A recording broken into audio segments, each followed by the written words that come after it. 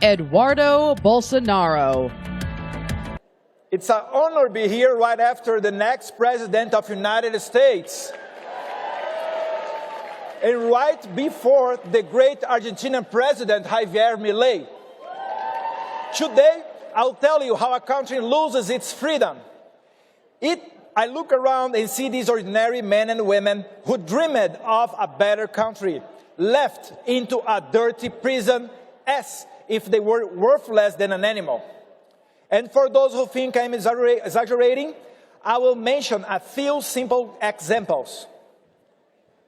You can take a look at the images. Felipe Martins, the President Bolsonaro's international advisor, like Jared Kushner, a brilliant young man in his studies with a promising future, imprisoned by a court of exception, accused of a coup d'etat, never attempted or planned, and without hope of minimally fair treatment, as due process and broad defense no longer exist in Brazil. Silvinei Vasquez, former chief of police during my father's administration, the chief who most seized the drugs in Brazil. Eduardo Naime, chief of police, who was injured during the protests on January 8th while working during his holidays. And also lawyers, veterinarians, journalists, comedians, pastors, a sign language interpreter, a gospel singer, a homeless, an individual diagnosed with a high degree of autism, all of them imprisoned and accused of coup.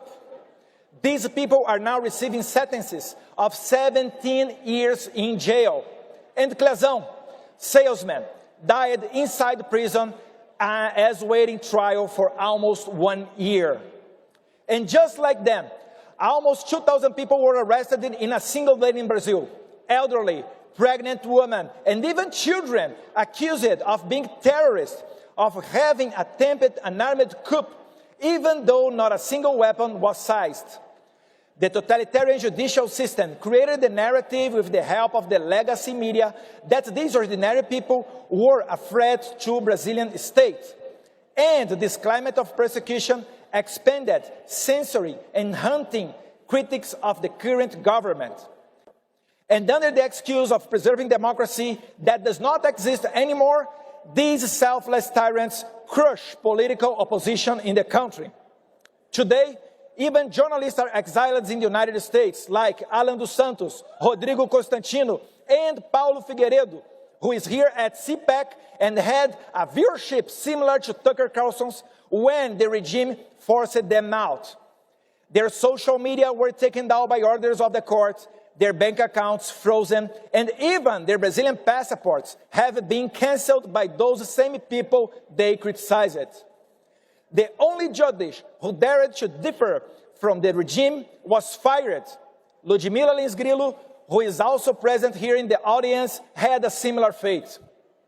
All of this is just a step towards the ultimate goal, to imprison my father, the former president, who dared to put the interest of Brazilian people first. My father is now prosecuted and slandered in the most varied ways, as in every tyranny, the limit of the ridiculous no longer exists, and he even faces the accusation of having committed the terrible crime of disturbing a whale.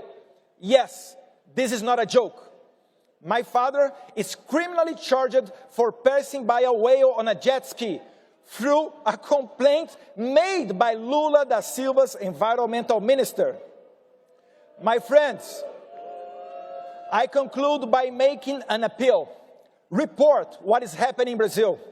Tomorrow, we will have 1 million people on the streets of São Paulo in support of President Bolsonaro. Make these images go all around the world.